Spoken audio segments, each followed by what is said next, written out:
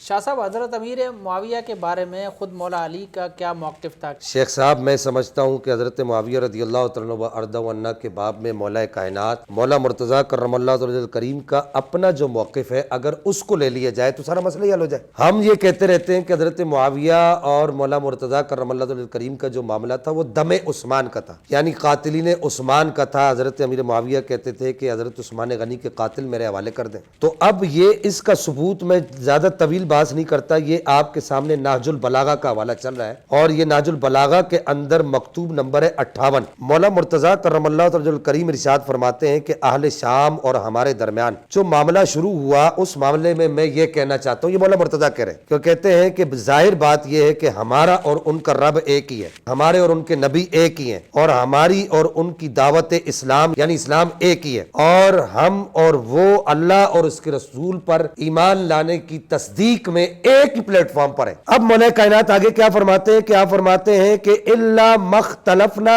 فیہ من دمی عثمان۔ بات ختم ہو گئی، آگے اگرچہ بڑا طویل مکتوب ہے، لیکن مولا مرتضیٰ کرم اللہ کریم ارشاد فرماتے ہیں کہ میرے اور حضرت معاویہ کے درمیان کا جو معاملہ ہے وہ دم عثمان کا ہے، یعنی حضرت معاویہ یہ کہہ رہے تھے کہ مجھے حضرت عثمان غنی کے قاتل میرے حوالے کر دے، خود مولا مرتضیٰ کرم اللہ کریم اقرار کر رہے ہیں کہ ہمارا رب ایک ہے، ہمارا رسول ایک ہے، معاملہ حضرت عثمان غنی کے خون کا ہے، بات ختم۔